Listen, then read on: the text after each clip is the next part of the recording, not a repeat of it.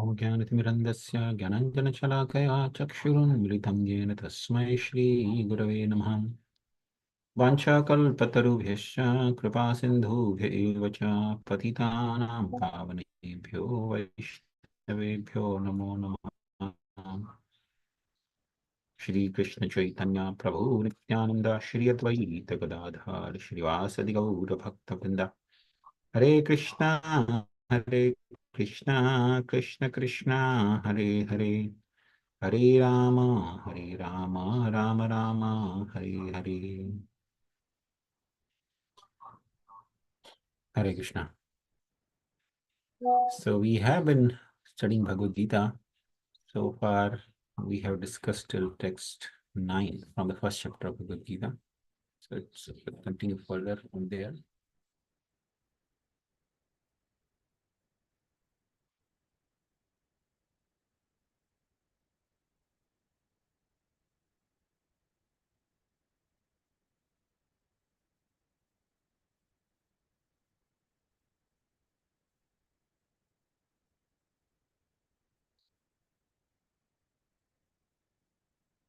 Okay. So far we have discussed till text 9 where um, Duryodhan is describing the different warriors on both the sides. On the side of Pandavas, the Pandava, the army, the great warriors. And then he also described the warrior on his own side. After describing all the warriors and their virtues, in the text 10, he is doing a comparison. Because from the perspective of winning the war, it is essential that one does the calculation. So here is Duryodhana's calculation. What he says, aparyaptam tadasmakam balam bhishma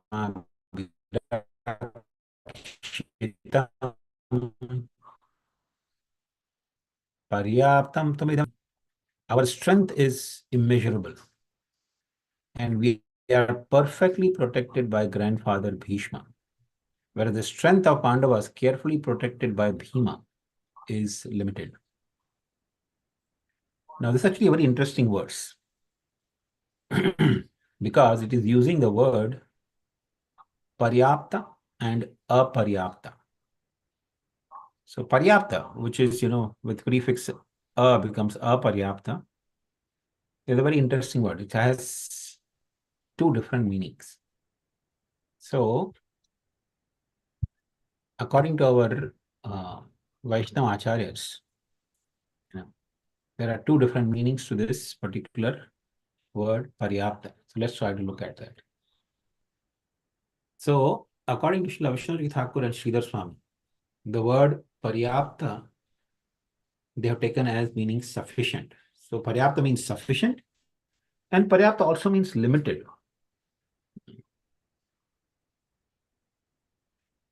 So, let's try to understand the two meanings. When we take the word sufficient and when we take word meaning as limited, what would it exactly do to the words? So let's try to understand. So now let's go back to the words. So when we say the word aparyaptam, as the very first meaning here is sufficient, as Vishnu Thakur and Sridhar Swami say. So paryapta means sufficient, and aparyapta becomes insufficient. Okay. So if we say our strength, asmata means ours, our strength is insufficient. Because we are protected by Bhishma, Balam Bhishma Virakshitam. Because we are being protected by the strength of Bhishma. Therefore, our strength is insufficient. And when you say Paryaptam means sufficient, Paryaptam tam idam etesham. Etesham means there. The Pandavas' strength is Paryapta, sufficient. Why? Balam Bhima Virakshitam. Because they are protected by Bhimsena. So let's try to understand now this meaning. When you say Aparyaptam means insufficient. Okay. There is a logic also behind that. So when Sridhar Swami and Shri Vishwanath Thakur, they are taking this meaning because Duryodhana was thinking that Bhishma, although he's a very powerful, or in fact the most powerful warrior on the battlefield of Kurukshetra, nobody was on the battlefield of Kurukshetra sufficiently powerful except Krishna to face Bhishma. He was such a warrior. So, uh, although it is being protected by Bhishma, but it was well-known fact that Bhishma had soft corner for Pandavas. So therefore, his loyalty toward Duryodhana was divided. And because a person on the battlefield who is actually the commander-in-chief, his loyalty is not fully towards the person whose side he's fighting for, but he also has loyalty toward the other side. That is a great disadvantage. So it makes perfect sense. So when Vishwanath Thakur or Sridhar Swami, they're saying that word aparyaptam refers to insufficient. So Duryodhana is thinking from that perspective, because Bhishma, his loyalty is divided, therefore our strength is insufficient. And paryaptam tam idam etesham. But on the other side, the Pandavas' strength is paryapta, it's sufficient. It's not insufficient, it is sufficient. That means they have sufficient strength to defeat us and be victorious in the battlefield. Why? Because balam bhima virakshitam. Because they are protected by Bhima Sena. Bhima, who was one of the most powerful warriors. And at the same time, uh, you know, Bhima had no divided loyalty. He was fully loyal to Yudhishthira Maharaj. So, therefore, that is the one meaning. But Srila Prabhupada and Baldev Vidyabhushan, they have taken the word paryapta as limited. So, limited or measurable. So, when you take the word paryapta as limited, aparyapta becomes unlimited. So, this is the translation Prabhupada says. Our strength is unlimited or immeasurable because we are perfectly protected by grandfather Bhishma. Okay. Because Bhishma, like warrior, most powerful warrior, is on our side, therefore our strength is sufficient. But where the strength of Pandavas is carefully protected by Bhima is limited because Bhima, although he's a great warrior, but he's although Maharathi, but yet in presence of Bhishma, he's like just insignificant. He cannot stand in front of Bhishma Dev because Bhishma is a much more powerful warrior. So then this word actually, when you're taken paryapta as limited, then it indicates that Duryodhana is thinking our strength is actually sufficient for the victory. But anyway, in either cases, it actually makes perfect sense. Now, when Duryodhana is, especially in this verse, as Prabhupada explains, is glorifying Bhishma. How is glorifying Bhishma? He's saying our strength is immeasurable because we are perfectly protected by grandfather Bhishma. So hearing this, naturally, Dronacharya and other warriors may feel discouraged. Oh, so you're counting only on Bhishma. That means we have no value. Now, so therefore, in a very perfect diplomatic way, Duryodhana speaks the 11th verse. And what is that verse? Says, Ayaneshu cha sarveshu yatha bhagam avasthitam bhishmamevabhirakshantu bhavanta sarva evahi. He says, all of you must now give full support to Grandfather Bhishma as you stand at your respective strategic points of entrance into the phalanx of the army. So, in order to avoid the discouragement of all the other warriors, including Dronacharya, Duryodhana is saying here, yes, Grandfather Bhishma is undoubtedly the most powerful warrior we have. But he's an old man, and it may be possible that when he is busy in fighting one side, other side, enemy may attack him from behind or other directions and thus overpower him. So therefore, Duryodhana is speaking these words very tactfully and very intelligently in a very diplomatic way. He is encouraging all the other soldiers and other warriors. So therefore, he's saying, in order to avoid the calamity of enemies attacking Bhishma from other side, from behind or other directions, while he's engaged in fighting in front, we should guard him from behind. Therefore, all of you should take your so that the enemy cannot enter into, or the enemies may not enter the army's phalanxes from other side and attack Bhishma from behind.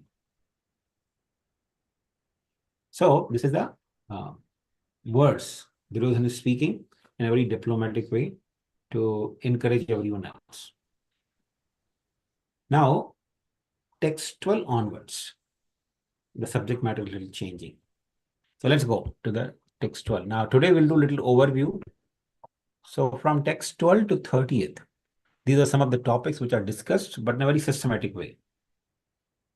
So it begins with good fortunes, many names of Krishna, the cause of fear, and the meaning of the word Achyuta, the weakness of the heart, and Krishna knows the heart, signs of depression expressed by Arjuna, and good qualities in a devotee.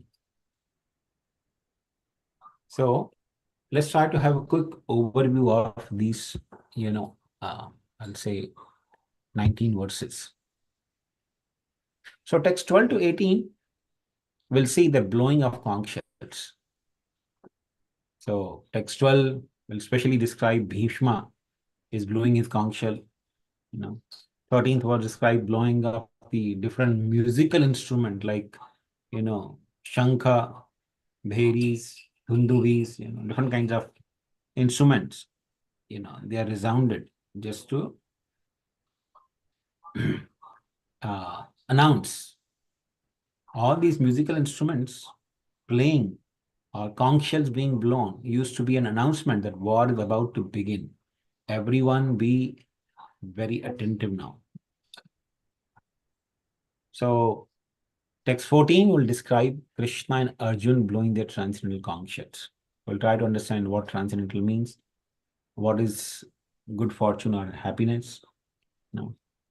And then text 15 to 19, the other different warriors are blowing their conch shells. So like for text 15, describes Arjun and Krishna. They are blowing their conch shells. Bhima is blowing his conch shell. Bhima's name is mentioned. Arjun's names are mentioned. Krishna's name, different names are mentioned. And then, so that is still text 15, blowing out different conch shells.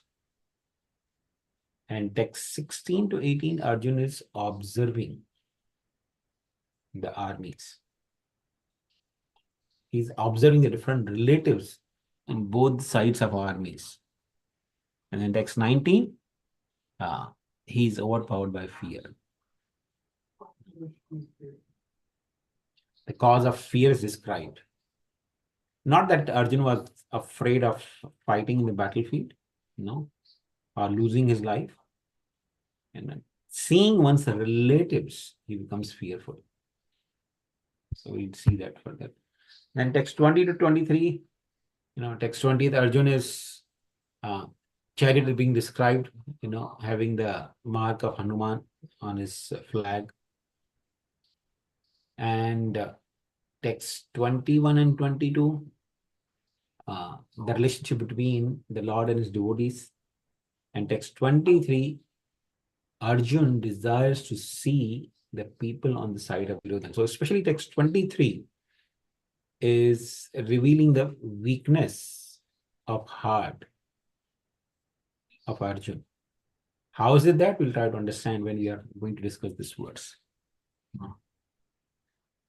And then text 24 to 27, there is a dramatic change taking place in this portion of Bhagavad Gita. Okay.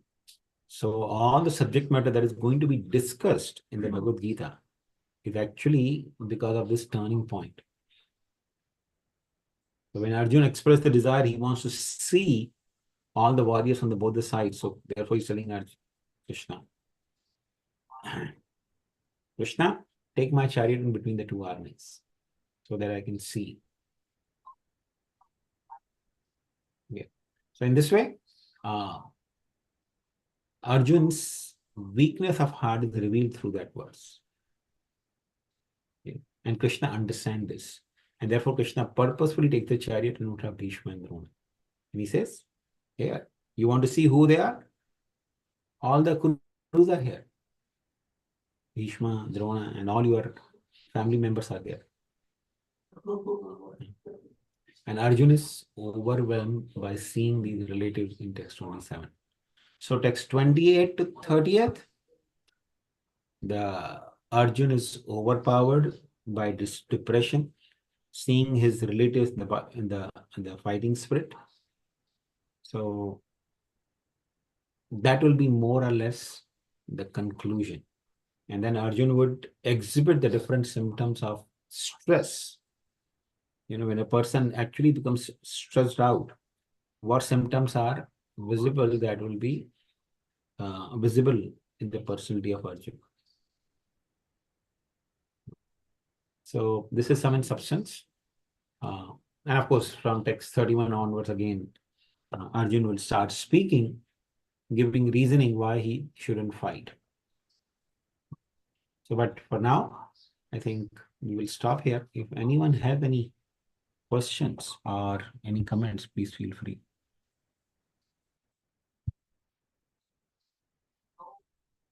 Prabhuji, can you explain the last verse, Prabhuji, about Arjun depressed about his uh,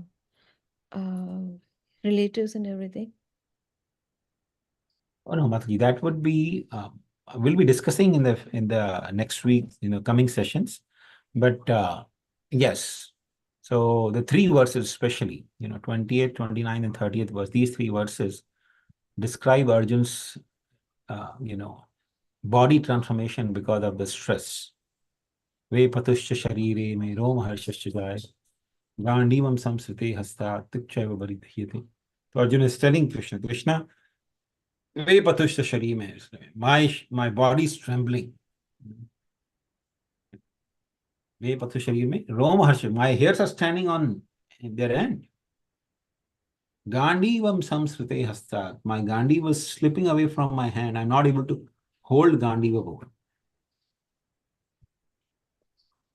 And my skin is burning. So all these symptoms will be, discussed in the detail when we discussing that portion of that particular verses when we are discussing, then we will be able to, put some more light on those verses. Sure, Prabhuji. Very well. Okay, so I think we'll stop here. Thank you very much, dear devotees. Hare Krishna. You had something to say? Oh, I was just reflecting on Krishna's what do you call Krishna's it's not the Arjuna is experiencing fear, seeing his relatives, and then bewildered. He's bewildered. Maybe, I don't know if he's fearful, but if the verses say that he is fearful, but definitely I see He's not, bewildered. he's not fearful of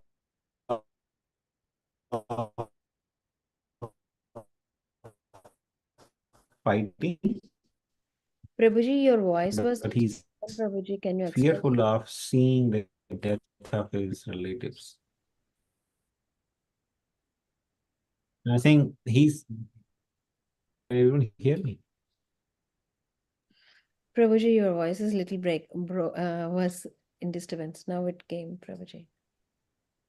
Okay, so now you can hear me, right? Yes. Okay, so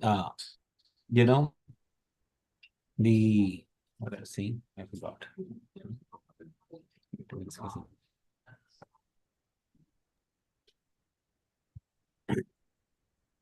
Now, Arjun is not fearful of losing his life, but he's fearful seeing the loss of the life of his relatives.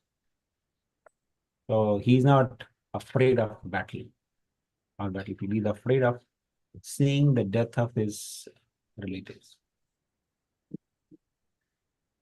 Yeah. And then on the opposite side, any conditioned soul, not on the opposite side, any conditioned soul, let's say if he has to meet a challenging task, he will be bewildered, he will be fearful, and he will exhibit the symptoms of weakness of heart. It's Yes. quite natural. We see in this material world happening all the time. Yes. Some people have stage fear, some people have fear to face an interview, some people have So Arjun doesn't have that kind of fear. His fear yeah, is not that of a seeing. conditioned soul.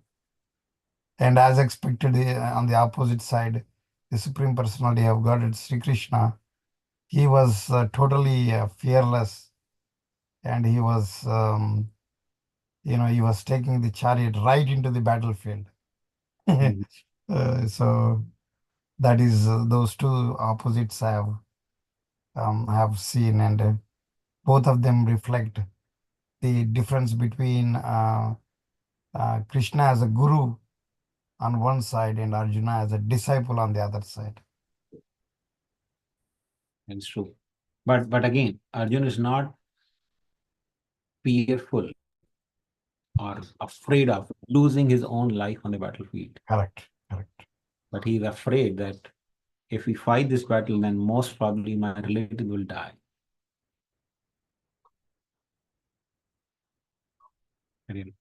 Thank you very much. Correct. Good. Okay.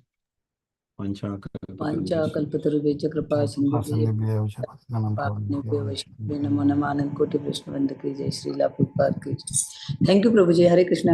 Hare Krishna, Mataji. Thank you, Prabhuji. Hare